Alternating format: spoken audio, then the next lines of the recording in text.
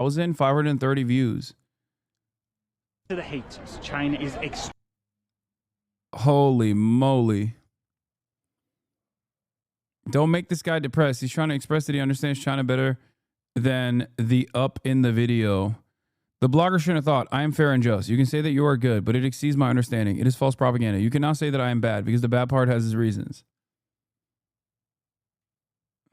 Bro only cares about Chinese netizens' glaze and not our nasty Western glaze. Yes.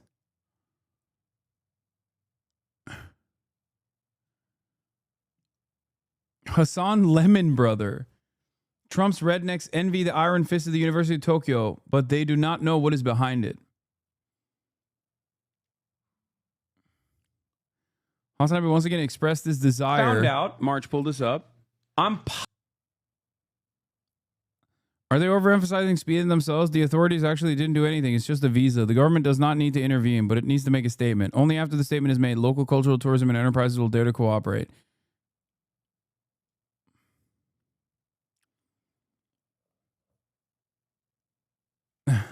Lemon Brother. Okay. Anyway, how can I not be a Lemon Brother when this is my administration, dog? That's right. We're talking about Pete Hegseth.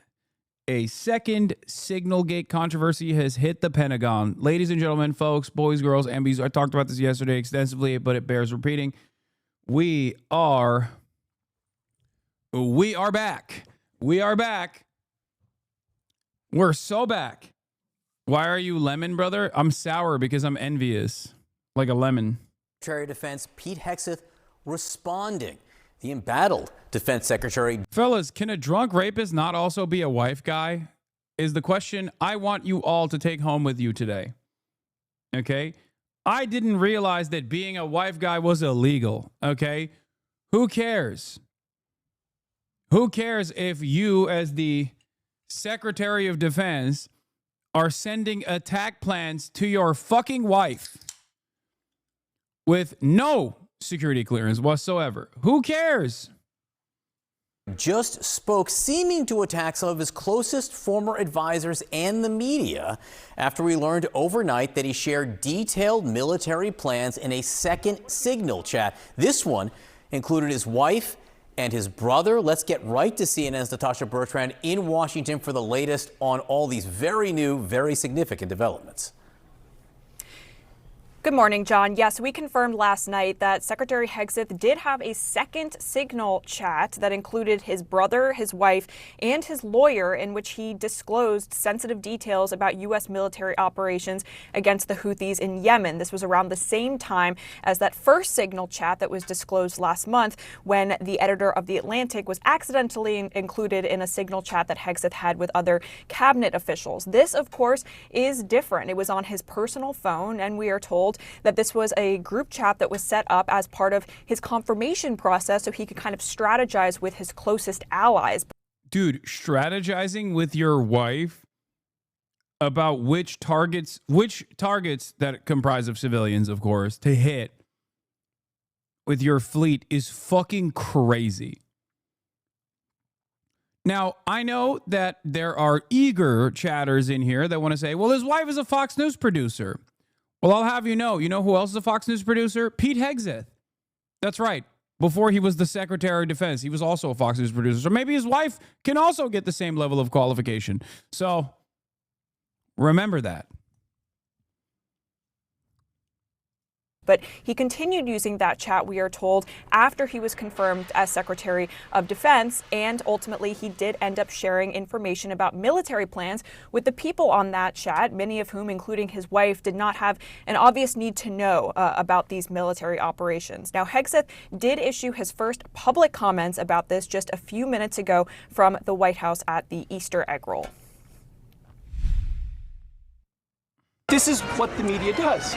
They take anonymous sources from disgruntled former employees, and then they try to slash and burn people and ruin their reputations. Not going to work with me, because we're changing the Defense Department, putting the Pentagon back in the hands of warfighters, and anonymous smears from disgruntled former employees on old news doesn't matter. So two things, John. First, Yeah, this is something that people noticed here. I will have you take a look really quickly. Where is this sideburn? That's right. It's under the earlobe. Now let's take a look at when he looks in the opposite direction real quick.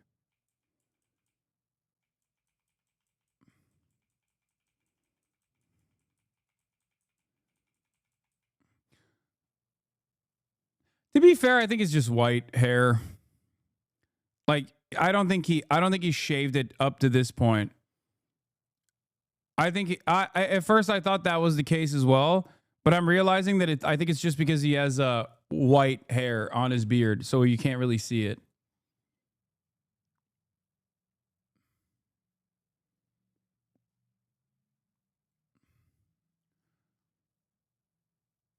Yeah, you see, you can kind of tell from this angle that it's just gray hairs, so it looks like there's no hair there.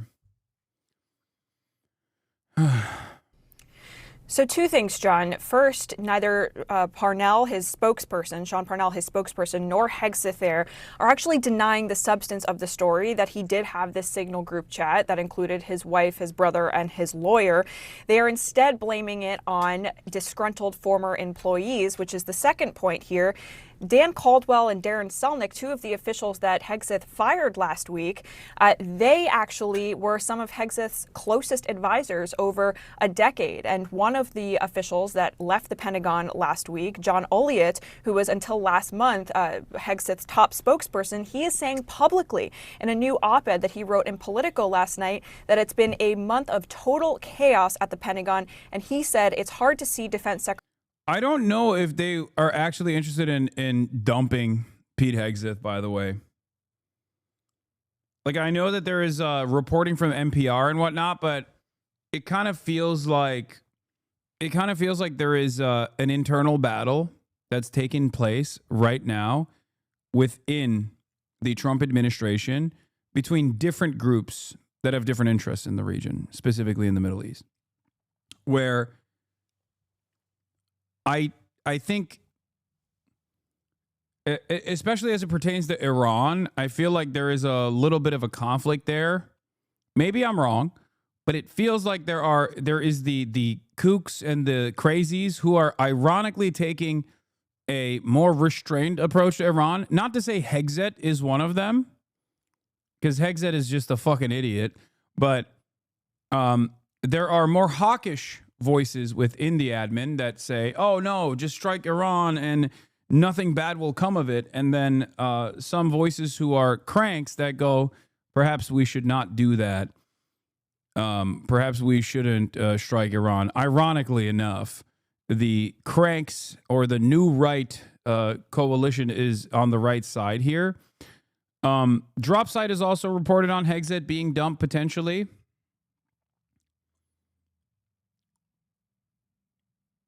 That happened last term, too. The infighting between different levels of crazy. Yeah. I don't know. I don't know if Mike Waltz is on the other side of this. You can see some conservative commentators coming after him. Yeah. They commissioned Brace for this tweet. Jesus Christ, dude. I saw this. Pete's PO. This is actually a banger. This is actually low-key a fucking banger. I will admit that. Like, I can't believe the Democrats got a W finally. Holy shit. Pete Hegseth, your agenda is illegals, trans, DEI, all of which are no longer allowed at DOD. Pete's POV. God damn, that is fucking so good. That is, oof. Oof. They put alt text for accessibility. A screenshot of a blurry iPhone home screen. Dark woke. This is dark woke. This is dark woke, dude.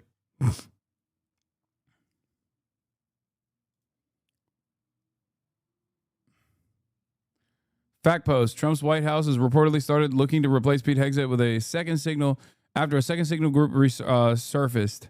Start the clock. I mean, this one is funny. But this is brutal. Like that one is like, haha, funny, whatever. This is fucking awesome. This is the type of joke This is the type of joke that if I was funnier, I would make. I don't get it. Sorry, I'm a bit autistic. They're saying he's drunk. They're making fun of Pete Hegseth's alcoholism by saying, this is when you look at your fucking phone, this is what you see, blurry.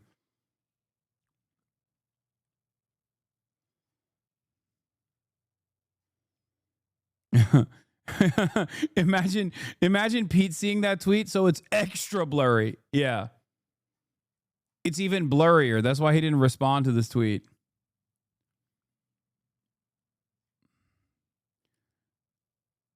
Okay, so I said this yesterday. Number one, I am an unconditional supporter of leaks. I love leaks. The leakier, the better. Leaky faucet. Okay, that's what I want from the federal government. Number one. Number two, out of all of the federal, out of all of the organizations, out of all of the departments within the control of the federal government, I think the Defense Department is the best one to be run by an incompetent dipshit. I'm sorry. It's so much better to have an incompetent asshole in charge of defense than it is to have a anti-medicine guy run the HHS. Okay? It's not to say that it's good, but if everyone is going to be an incompetent rapist monster, I would rather have the incompetent rapist monster be running the Defense Department as opposed to any of the other departments that actually require someone to be competent, because these are things that are going to stop plagiarizing Sam. Come on, dog. Do we really need to roll the tape on the 700 times I've said this so far since the Pete Hegseth nom? Why is it effing for some? It's not effing for me. Did it actually F? Big F no? What the fuck?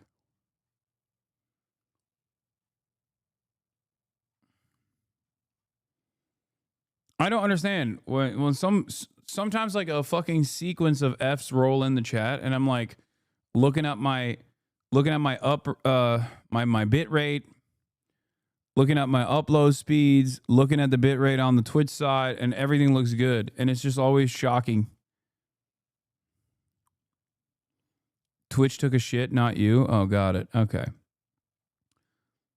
But yes, as I was saying, I'd rather have an incompetent monster run the Department of Defense than an incompetent monster run the EPA or the HHS or the SEC or the FTC or any number of different regulatory agencies, as a matter of fact. And unfortunately, there are incompetent monsters everywhere. Secretary Hegseth remaining in his role for much longer. John? Yeah, that statement from the secretary right there in the immortal words of Ben Bradley and All the President's Men, a classic non-denial denial right there at the White House. Natasha Bertrand, thank you very much. Kate? Yeah, and just looking down, as he said, returning the Pentagon to warfighters, John Ulliott actually said in the past month, what they have been going through is not returning the Pentagon to warfighting, but just it says the Pentagon focus is no longer on warfighting, but on endless drama. That from his former spokesperson. Joining us right now to talk more about this is Jane Harman, the former ranking member of the House Intelligence Committee. Thank you so much for being here. I mean, I recall you saying after the first signal scandal broke that it should remind everyone that complacency invites catastrophe, and now news of a new signal group chat and new controversy. What's your reaction to this? Well, this would be a good news day to accept Hegseth's resignation. I mean, all the news is about this extraordinary pope that we just lost, and so it might be buried. I can't imagine how he survives this. His key staff, as you just reported, has been fired by him. Some of them were on the second call. There are rumors that there may have been as many as 20 calls on unsecured platforms. I mean, that is, I don't know what you call it, tradecraft 00.1. You don't do this. And I can't imagine that Congress will defend him at this point. I wonder if the president will defend him. He's embarrassing the president. So I think there are two questions. One is when he resigns, but the second one is who will accept the job who is really competent, given this history and given the chaos at the Pentagon. Let's just look at what Marco Rubio said. He just said that this draft executive order taking away half his department, this draft executive order was in the news the last 2 days, is fake news. So what this looks like is cabinet secretaries don't make decisions. They are made somewhere else, Project 2025 or who knows. And I can't imagine that. Pete, JD Vance killed the Pope to cover up Hegseth's bullshit. Yeah. That's blue and on. You just spoke that into existence. Capable people out there who are Republicans who could run the Pentagon would want the job. One thing we know, just the latest this morning, is coming from the White House press secretary saying that the president still has full faith in Pete Hegseth. We know with the president that can change quickly, but that is the first response from them on this latest Signal chat. On top of this, you have a top advisor until basically days ago of Pete Hegseth, a former Pentagon press secretary for Hegseth, calling this whole thing a month of chaos. This is this op-ed that Natasha Bertrand was just referencing, and two parts I want to pull out. Number one, saying it's hard to see Defense Secretary Pete Hegseth remaining in his role much longer, to the point that you were making. And also this, even strong backers of the secretary like me, this is from John Uliad, me must admit the last month has been a full-blown meltdown at the Pentagon and is becoming a real problem for the administration. And just from your perspective, what does it do when a secretary's longtime advisor, his deputy chief of staff, the chief of staff to the deputy secretary of defense, they all get pushed out of the Pentagon in the midst of all of this? Well, I recently chaired the Commission on National Defense Strategy. We said unanimously, 4 Democrats, 4 Republicans, that this is the most dangerous time in terms of national security since 1945. If I were any one of America's enemies looking at our country, I would think, this is my opportunity to do any number of things. Think massive cyber attack in the U.S. I worry a lot that we could have a cyber 9/11 any day. U.S. Department of Education to begin federal student loan collections, other action to help borrowers get back into repayment. I hate that I was right about this, where I said that they would only abolish the Department of Education and turn it into a collections agency. The only part of the Department of Education that they would never actually touch is the collection side. The U.S. Department of Education today announces Office of Federal Student Aid will resume collections of its defaulted federal student loan portfolio on Monday, May 5th. The department has not collected on defaulted loans since March 2020. Resuming collections protects taxpayers from shouldering the cost of federal student loans that borrowers willingly undertook to finance their post-secondary education. This initiative will be paired with a comprehensive communications and outreach campaign to ensure borrowers understand how to return to repayment or get out of default. Dude, you know what'll actually help the cost of living crisis? Extra debt that the poorest Americans have to pay. This is certainly going to fix the situation. It's going to make it so much better. Yeah, now that you also have an additional $500 to $1,000 that you have to pay monthly, let's say $300 to be nice. $300 to $1,000 that you have to pay monthly, like this will certainly help pay your rent. Very cool stuff.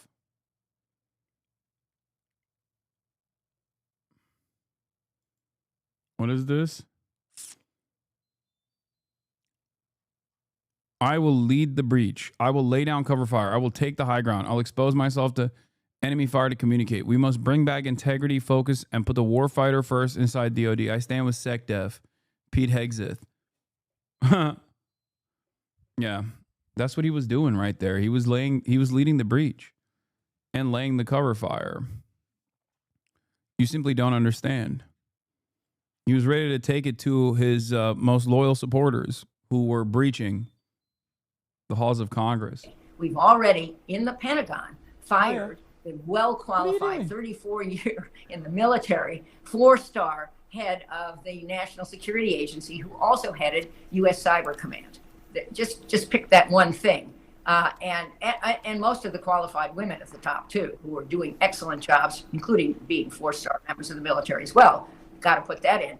And so if I'm China, Russia, anywhere, I think I've got open season on the U.S. And look at what Russia's doing in Ukraine. Russia is toying with the United States and obviously toying with Ukraine. And it is an absolute tragedy to see a place which was invaded in violation of international law after Russia promised repeatedly to respect its sovereignty, suffering this way.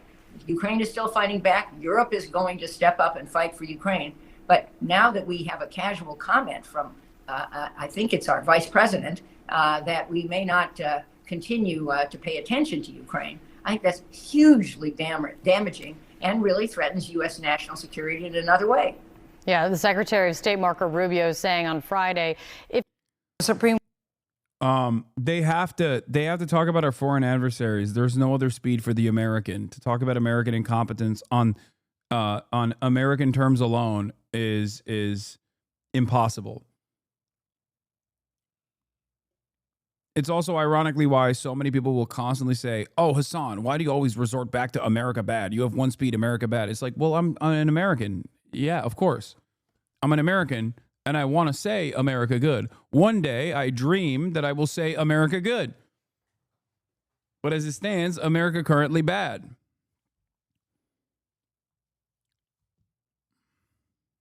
The Supreme Court has ruled against the Trump administration once again on the issue of deportations. Now, this case centered on a group of Venezuelan men being held in Texas.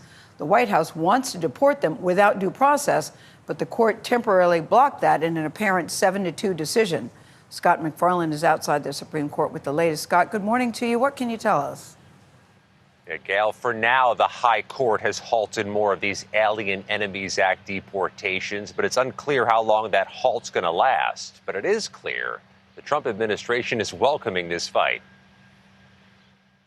The Trump administration is asking the Supreme Court to roll back its decision temporarily blocking the deportation of Venezuelan migrants being held in Texas. The High Court's order came in the early hours Saturday after the ACLU